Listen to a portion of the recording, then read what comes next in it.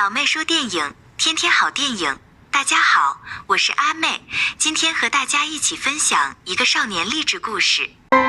Ready go！ 这个小塔是我见过最爱赚钱的高中学生，别人上课学习知识，他就用电脑的游戏来赚钱，一不小心就在游戏上面赚到了5万铢。他用自己赚到的马内买了人生中的第一辆代步工具，体验过我赚钱带来的优越感，从此他便一发不可收拾。男孩名叫小塔，即使家庭条件很优越，他依然选择自食其力，用卖装备的方式拥有了自己的存款。本以为这个网络生意能持续往下做，却发现账号因线上交易被查封，挣钱的渠道就这样没了。但对于爱赚钱的他来说，怎么能停得了手？他四处观察，到处寻找商机，看到别人卖板栗生意不错，他便买回一个机器，开始琢磨着如何做自己的小生意。先是观察身边卖板栗的小商贩，询问了还是如何挑选板栗的商贩，告诉他用水的浮力可以来判断板栗的好坏，在上面的就是坏的。回到家里，他按照商贩的方法亲自挑选板栗，然后再去另一个商贩那里看他如何炒板栗。刚开始他以为是用咖啡豆炒的，经过询问自己尝试后才得知，原来炒板栗有这么多学问。经过一段时间的学习，他的第一锅炒板栗出锅了，妈妈吃着不错，爸爸也在谈生意的时候请客户一起吃，所有的一切准备就绪，他开始选择出摊的位置。起初商场他并未看上，非要在停车场摆个位置，结果2天只卖出了几份，他觉得这样不行，开始去别的地方继续学习做生意的技巧。站在人群中，他突然意识到选地方很重要，于是他花了高价租金租下的商场最好的位置。不出所料，生意真的是好到爆。小塔不满足现状，他觉得如果再多开10家连锁店，那么1个月的收入就更高了。说干就干，他的第2台板栗机就这样诞生了。你以为小塔从此就走上人生巅峰，坐等收钱了吗？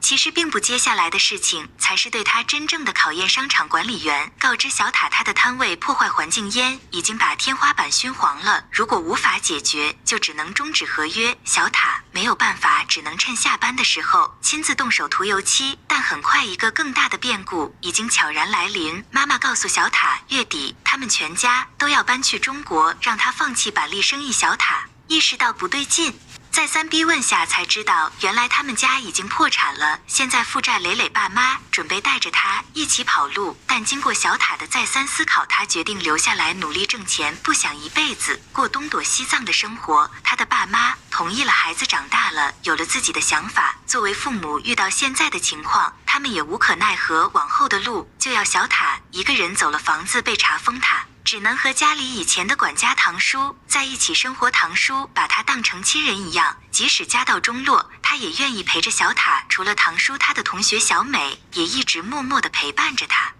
只是因为吃了一口非常好吃的炸海苔，他便决定开始自己的创业之旅，放弃卖板栗，把机器卖掉，买了几箱成品海苔，在堂叔的小房子里就开始自己动手。2个人不停地在油锅里面尝试，不是苦就是焦，很快几箱海苔就被用完了，没有钱再去买成品。小塔就把自己的游戏装备卖掉。到了晚上，小塔就带着刚买的海苔回了家，因为下雨，堂叔在阳台上滑倒摔晕了过去，小塔只能自己动手做，一遍一遍的尝试，手累得发麻，依旧炸不出他想要的味道。很快海苔的箱子又空了，只剩最后1包，还被昨天的雨水浸泡过，没有办法，小塔拿着便试了一下，结果令人意想不到，味道出奇的美味。他摸着带有水蒸气的包装袋，意识到自己已经找到了方法。他拿着自己做好的成品来到医院，让堂叔尝一下。堂叔非常震惊，小塔也满眼泪光。他们已经走出了第一步，等康叔出院，2个人便开始了再次摆摊。小塔白天上课，没课的时候便和堂叔一起卖海苔。看着手心上写的1年100万的目标，他信心满满。但爸爸的一个电话很快让小塔跌入谷底。他问爸爸，他们家到底欠了多少钱？爸爸犹豫了一会儿，告诉他4000万。那一刻，小塔头晕目眩，觉得自己就像沧海一粟。看着被查封的房子，他回到曾经那个家里，看到那全家福都显得格外刺眼。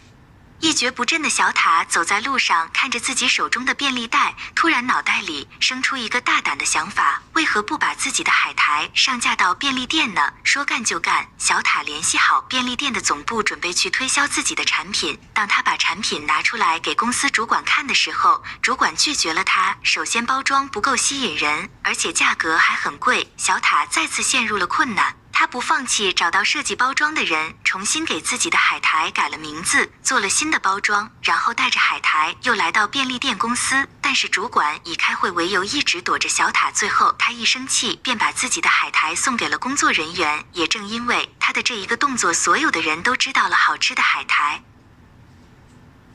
主管决定上架他的产品，会把他的海苔上架到全国72000家便利店，1个月后就会有专业的检测人员到小塔的工厂去检查，只要获得合格证明，以后他们就会有一个正常的交易流程。小塔看着自己的小作坊，沉思一个想法涌上心头，有钱就可以自己开工厂。于是他来到银行小额贷款，银行业务员以小塔年龄不符合为由拒绝了他的贷款请求。思考了良久，小塔决定把自己的爱车卖掉，拿锤子砸开爸爸封掉的房产，准备用这个房间做工厂。小塔问堂叔，如果再次失败该怎么办？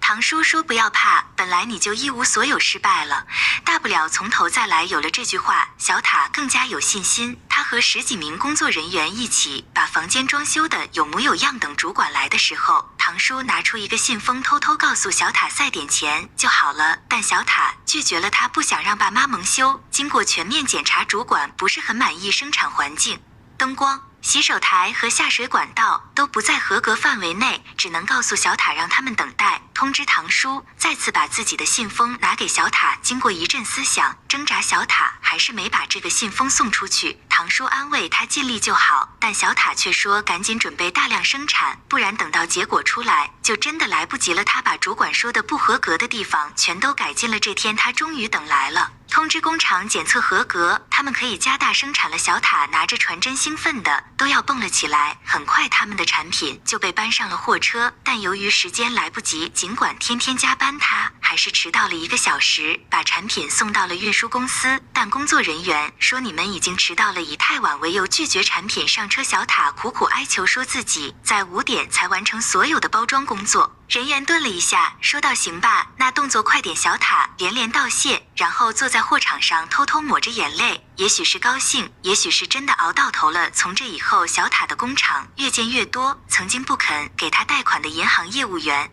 如今也成了他的专属业务。直到2010年，也就是他26岁的时候，销售收入已经高达15亿铢，不仅还清了父母的欠款，还成了最年轻的亿万顶级富豪。电影是根据真人真事改编的，很正能量，也很励志。其实我们每一个人的梦想很寒酸，也千万不要放弃。希望只要天空仍有一丝微光，就能走向最后的光芒。是正在努力的你们。